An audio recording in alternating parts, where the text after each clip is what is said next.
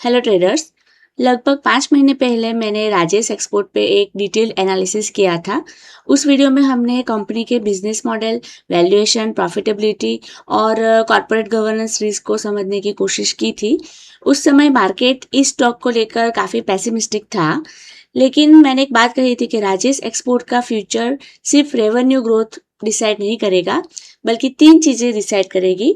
Number 1 profitability, number 2 corporate governance और number 3 investor confidence. आज 5 महीने बाद राजेश एक्सपोर्ट फिर चर्चा में है। इस बार रीजन है सेबी का इंटरिम ऑर्डर, और मुझे लगा कि अब उस पुराने एनालिसिस को रिविजिट करना ज़रूरी है। तो आज हम देखेंगे कि सेबी ने आखिर कहा क्या है। क्या राजेश एक्सपोर्ट की टर्न अराउंड स्टोरी खत्म हो गई है? अगर आप पहले से इन्वेस्टेड है तो क्या करना चाहिए, होल्ड, एवरेज या एग्जिट? और वीडियो के अंत में मैं आपको बताऊंगी कि अगर मेरा खुद का पैसा इस स्टॉक में लगा होता तो मैं क्या करती। तो चलिए स्टार्ट करते हैं वीडियो को। सबसे पहले हम देखेंगे सेबी ऑर्डर में आखिर कहा क्या गया है। तो सबसे पहले एक जरूरी क्लैरिफिकेशन, ये सेबी का इंटरिम ऑर्डर है, ये फाइनल डिसीजन नहीं है, लेकिन इसके अंदर जो प्राइमा फेसी ऑब्जर्वेशंस है वो बहुत ही गंभीर है।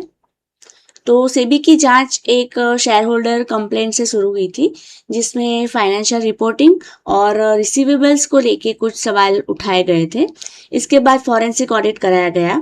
सेबी ने अपनी ऑब्जर्वेशन में बहुत सारे पॉइंट्स उठाए हैं। सब्सिडरी फाइनेंशियल स्टेटमेंट की non disclosure, financial statement miss interpretation, उसके एलिगेशंस लगाए हैं। कंसोलिडेटेड रेवेन्यू रिपोर्टिंग जो थी उसके ऊपर सवाल उठाए हैं। जो फंड यूटिलाइजेशन है और जो डिस्क्लोजर्स हैं उसको लेके भी बहुत सारे कंसर्न्स दिखाए गए हैं। तो सेबी ने ये भी कहा है कि जो फॉरेंसिक ऑडिटर था उसको बहुत सारे जो जरूरी रिकॉर्ड्स थे वो दिए नहीं थे राजेश एक्सपोर्ट कंपनी ने। तो यही सब रीजन है जिससे मार्केट में एकदम डर का माहौल हो गया, डर बढ़ गया। लेकिन इन्वेस्टर्स को सिर्फ हेडलाइंस नहीं पढ़नी चाहिए, हमें उसका इम्पैक्ट भी समझना होगा। अब हम आगे डिस्कस करेंगे सबसे बड़ा सवाल कि बिजनेस क्या इसका खराब हो चुका है या फिर ट्रस्ट का इश्यू है। तो ये बहुत बड़ा सवाल है कि क्या राजेश एक्सपोर्ट का बिजनेस अचानक खराब हो गया है या इन्वेस्टर का ट्रस्ट है वो खराब हुआ है। तो दोनों में बहुत ही फर्क है। कई बार बिजनेस ठीक रहता है, लेकिन गवर्नेंस इश्यूज, गवर्नेंस कंसर्न्स जो वैल्यूएशन को डिस्ट्रॉय कर देते हैं। मार्केट अर्निंग को माफ कर सकता है, लेकिन जो गवर्नेंस इश्यू है उसको आसानी से माफ नहीं करता, और इसी वजह से बहुत सारे स्टॉक्स बहुत सालों तक अंडर परफॉर्म करते हैं। अब नेक्स्ट क्वेश्चन ये भी आता है कि जो स्टॉक है वो 2021 से गिर ही क्यों रहा है, डाउनफॉल में ही क्यों है।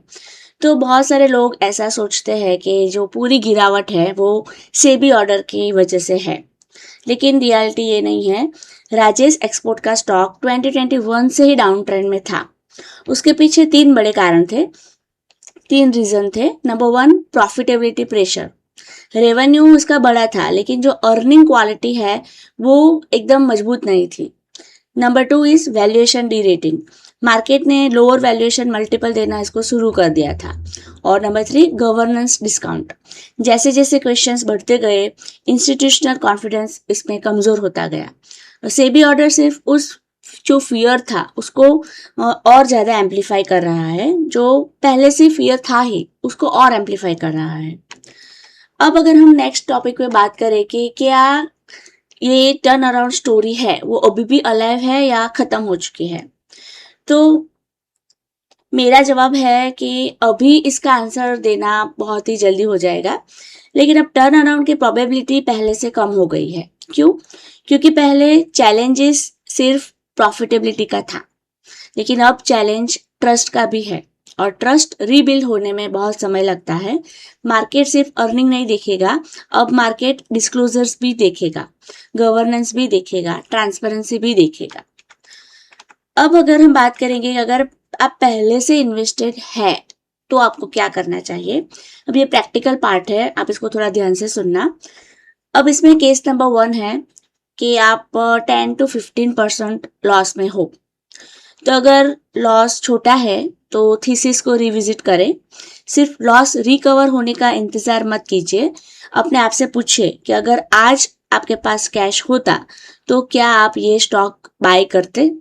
अगर आंसर नो है तो फिर डिसीजन आपको वापस रिकंसिडर करना चाहिए। देन केस नंबर 2 कि अगर आप 30 to 50% लॉस में हैं, तो ये बहुत ही डेंजरस जोन है। यहाँ पे इन्वेस्टर्स एवरेज करने की उनको इच्छा होती है, एवरेजिंग ट्रैप में फंस सकते हैं। अब एवरेजिंग तब भी करें जब गवर्नेंस कंसर्न्स इंप्रूव हो, इंस्टीट्यूशनल बाइंग दिखे या तो फिर अर्निंग इंप्रूव हो। ब्लाइंडली एवरेजिंग बिल्कुल नहीं करना चाहिए। और केस नंबर 3 कि लॉन्ग टर्म इन्वेस्टर्स है आप, अगर आपका होरिजोन 5 इयर्स है या उससे ज़्यादा है तो पैनिक करने की ज़रूरत नहीं है, लेकिन मॉनिटरिंग बहुत ज़रूरी है इसमें। अब ये फॉरगेट एंड होल्ड वाला स्टॉक नहीं रहा है, ये ट्रैक एंड मॉनिटर वाला स्टॉक बन चुका है।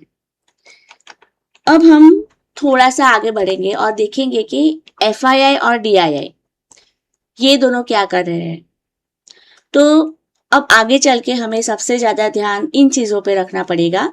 कौन सी? FII holding, DII holding, mutual fund holding. अगर इंस्टीट्यूशंस वापस आते हैं तो कॉन्फिडेंस लौट सकता है। अगर इंस्टीट्यूशंस लगातार निकलते हैं, सेल करते हैं, तो फिर रिस्क और बढ़ रहा है। अब हम बुल केस और बेयर केस के बारे में थोड़ा डिस्कस कर लेते हैं। बुल केस कौन से सिनेरियो में बन सकता है?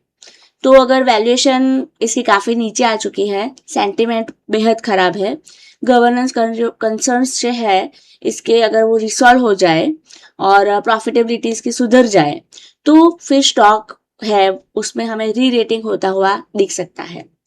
अब हम बेयर केस की बात करें तो गवर्नेंस इश्यू और बढ़े, सेबी ऑब्जर्वेशंस फाइनल फाइंडिंग में बदल जाए, इंस्टीट्यूशनल कॉन्फिडेंस धीरे धीरे कम होता हुआ हमें दिखे, तो स्टॉक फिर लंबे समय तक वैल्यू ट्रैप भी बन सकता है, कंसोलिडेशन में जा सकता है या तो और गिर सकता है। अगर मैं मेरे ऑनेस्ट व्यू की बात करूं तो अगर मेरा खुद का पैसा राजेश एक्सपोर्ट में लगा होता तो मैं पैनिक सेलिंग नहीं करती, लेकिन अग्रेसिव एवरेजिंग भी नहीं करती। मैं अगले 2 से 3 क्वार्टर्स ये ऑब्जर्व करती कौन सी चीजें, गवर्नेंस अपडेट्स, इंस्टीट्यूशनल एक्टिविटीज और प्रॉफिटेबिलिटी ट्रेंड, प्रॉफिटेबिलिटी बढ़ रही है या डिक्रीज हो रही है। तो यही फिर डिसाइड करेगी कि Rajesh export turn around story बनेगा या फिर वैल्यू ट्रेंड। तो पूरे वीडियो को अगर हम कंक्लूड करना चाहे तो सेबी ऑर्डर ने राजेश एक्सपोर्ट को जो रिस्क था उसको बढ़ाया है, लेकिन केवल सेबी ऑर्डर देखकर इन्वेस्टमेंट डिसीजन लेना वो भी सही नहीं रहेगा। अब ये एक high risk high reward situation है। अगर कंपनी ट्रांसपेरेंसी इंप्रूव करती है, ट्रस्ट रीबिल्ड करती है और प्रॉफिटेबिलिटी दिखाती है तो रिकवरी पॉसिबल है। लेकिन अगर गवर्नेंस इश्यूज बढ़ते हैं तो डाउनसाइड रिस्क अभी भी मौजूद है। इसलिए इमोशन नहीं, फैक्ट्स फॉलो करने हैं हमें। और आप मुझे कमेंट में ज़रूर बताइए कि आपका राजेश एक्सपोर्ट का बाय प्राइस क्या है और आप होल्ड कर रहे हो, एवरेज कर रहे हो या फिर एग्जिट। और ये वीडियो सिर्फ और सिर्फ एजुकेशनल पर्पस के लिए बनाया गया है। कोई भी इन्वेस्टमेंट डिसीजन लेने से पहले आप अपनी रिसर्च जरूर करें। Thanks for watching.